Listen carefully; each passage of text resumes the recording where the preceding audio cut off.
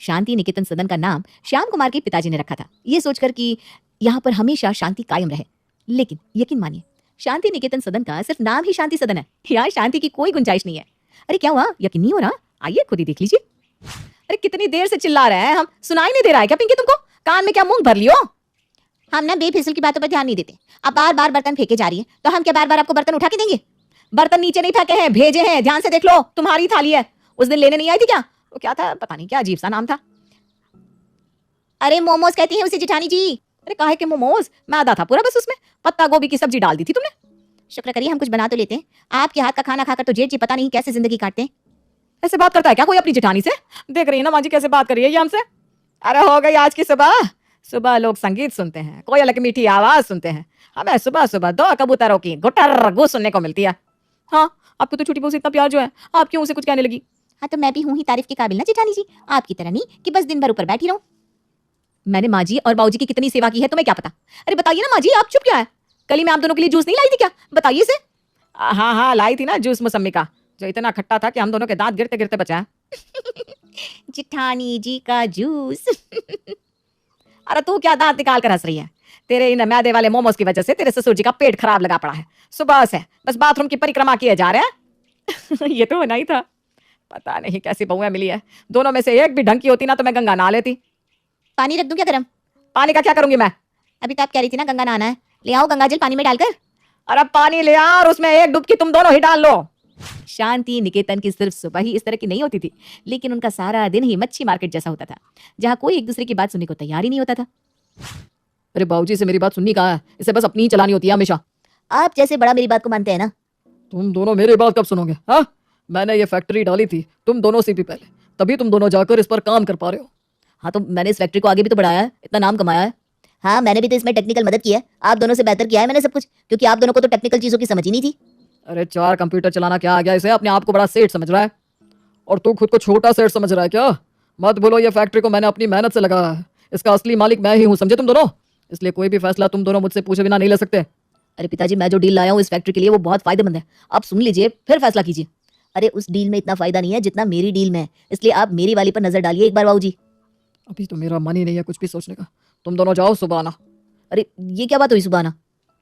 आपने उन्हें इतना परेशान जो कर दिया है अपनी बातों से, इसलिए ऐसा कह रहे हैं। हाँ, तुम तो अभी तक जैसे इन्हें भजन सुना रहे थे ना। डील तो मैं ही पक्की करूंगा, चाहे कुछ भी हो जाए। मैंने भी कोई कच्ची गुट्टियां नहीं खेली है, डील तो मैं ही ले जाऊंगा। फैसला मेरा ही चलेगा, चाहे कुछ भी हो जाए।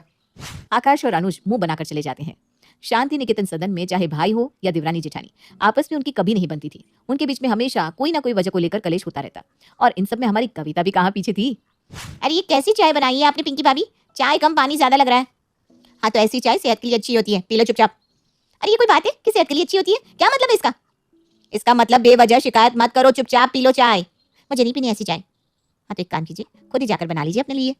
माँ देखो ना पिंकी भाभी मुझसे कैसे बात कर रही है, कह रही है तुम्हारी माँ ने तुम्हें चाय बनाना भी नहीं सिखाया। अरे क्यों रे पिंकी, ऐसा क्यों कह रही है? जैसे तेरी माँ ने तुझे बहुत कुछ सिखाया है। अरे मैंने ऐसा कब कहा, मैंने तो बस कहा कि खुद बना लीजिए चाय। ये झूठ बोल रही है। माँ देखा अब ये क्या कह रही है कि तुम्हारी माँ ने तुम्हें झूठ बोलना सिखाया है। अरे मैंने कब? हाँ, जैसे ये तो बड़ा सच कहती है।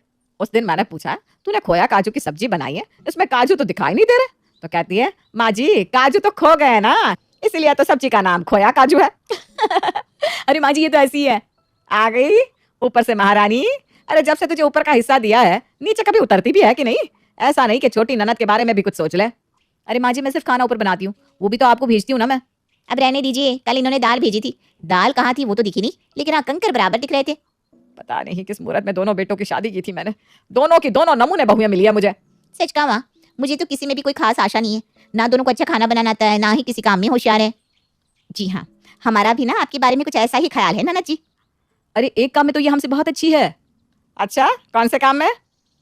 सोए सोए पलंग तोड़ने में। ऐसी भाभियां हो ना तो दुश्मन की किसी जरूरत है? तो हमें भी दुश्मन की कमी कहाँ महसूस होने देती हो तुम कविता। हे भगवान, इस घर का कुछ नहीं हो सकता। शांति निकेतन का हर सदस्य एक दूसरे से हर बात में झगड़ता और उलझता रहता था। क्या इनकी नोकझोंक यूं ही चलने वाली थी, या कोई तीसरा अब इनकी कमजोरी का फायदा उठाने को तैयार था? अरे आओ बैठो बैठो बैठो। चंदन कैसे हो तुम? हम ठीक है भाई साहब, आप कैसे हैं? बस कट रही है, तुम बताओ। इतने सालों बाद आना हुआ है तुम्हारा, हमारी याद नहीं आ रही थी क्या? अरे भाई साहब याद तो आपकी बड़ी आती थी, लेकिन हमने सोचा आपको क्या कष्ट देना, इसलिए बस यही सोच के रह जाते थे। अरे तुम हमारे चचेरे भाई हो, कष्ट कैसा? अब इस बार आए हो तो कुछ दिन रह कर ही जाना। जी भाई साहब जैसा आप कहें। भाभी जी चलिए हम आपकी रसोई में मदद कर देते हैं। हाँ हाँ, चलो चलो। चंदन सिंह और शीला कुछ दिनों के लिए शांति निकेतन सदन में रहने आए थे, लेकिन यहाँ के लोगों की फितरत मेहमानों के सामने भी कहाँ बदलने वाली थी। वो सब तो लगे पड़े थे एक दूसरे से कलेश करने में। अरे बहू, इसमें शायद नमक थोड़ा ज्यादा लग रहा है। हमने तो पहले ही कहा था माँ जी से, दिव्या भाभी को मत दो खाना बनाने के लिए, कर दिया ना कांड। अरे तो हमने कौन सा कहा था कि हमारे हाथ की दाल खाओ, तुम खुद ही बना लेती, ऐसा था तो। एक काम दिया था तुम दोनों को, वो भी तुम दोनों से ठीक से नहीं होता। हमने तो सब अच्छा ही बनाया है, देख लीजिए कि भाभी ही गड़बड़ करती रहती है हमेशा। अरे हम कभी गड़बड़ नहीं करते, समझे? ये तो तुम्हारा मुंह ही खराब है, इसलिए नमक ज्यादा लग रहा है आप सबको। वाह वाह, बताइए अब सबका मुंह ही खराब होगा क्या? देख रही हो ना शीला, कैसी बहू है हमारी, किसी बात की समझ नहीं। कोई मेहमान बैठा है, चार बातें समझदारी की कर ले, लेकिन नहीं। हम तो कह रहे थे कि हम चना दाल बना देते हैं, वो हमसे अच्छी बनती है, लेकिन माँ जी ने कहा नहीं, उड़द की दाल बना दो। अरे चना दाल खाकर तुम्हारे बाबूजी सारी रात पापते रहते हैं और कमरे में गैस की बारिश कर देते हैं। हाँ वो तो सही कहा आपने, हमें ना ऊपर तक गैस की बदबू आती है। वो तो आपको खुद के कमरे से ही आती होगी, थोड़ी सफाई कर लिया करो। सफाई का ज्ञान ना तुम हमें मत दो, समझी? हमें पता है तुम कितनी सफाई रखती हो। आपसे तो ज्यादा ही रखते हैं। अरे कहाँ की बात कहाँ ले जा रही हो तुम दोनों, चुप करो। शीला तुम इन दोनों की बातों का बुरा मत मानना, ये ना ऐसी है, एक दूसरे को फूटी आग नहीं भाती। अरे कोई नहीं जीजी, होता है ऐसा, तो हर घर में होता है। एक तरफ शीला इनके घर की बहुओं को कलेश करते देख रही थी, वहीं चंदन सिंह के सामने इनके बेटों के बीच का मतभेद सामने आ रहा था। अरे क्या हुआ, अभी तक आपने चेक पर दस्तखत नहीं किया बाबूजी? कल ही तो कहा था आपसे। अरे तुम मेरे बाप हो कि मैं तुम्हारा? मेरा जब मन करेगा तब मैं चेक पर दस्तखत करूंगा। अरे पर कल क्लाइंट आने वाले पेमेंट के लिए कैसे करूंगा उनको मैं पेमेंट? वो तो आपको पहले सोचना चाहिए था ना, आपकी गलती है।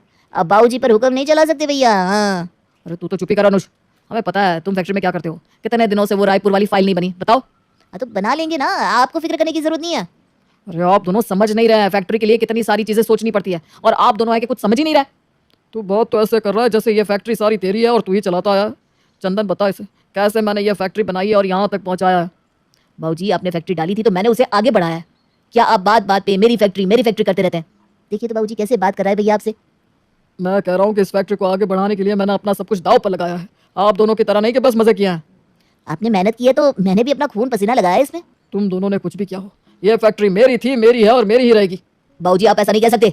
आकाश बेटा तू शांत हो जा, चलो हम दोनों छत पर चलकर थोड़ी देर टहल कर आते हैं, इससे तेरा मन भी शांत हो जाएगा। चंदन सिंह गर्म हालात को देखते हुए आकाश को शांत करने के लिए ऊपर छत पर ठंडी हवा में ले जाता है।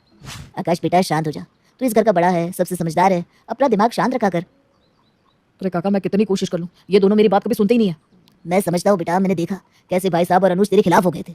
मैं जहाँ से देख रहा हूँ सारी फैक्ट्री का कारोबार तू संभालता है, सब कुछ तुझे ही देखना होता है, फिर भी अनुज और भाई साहब तेरी कदर नहीं करते।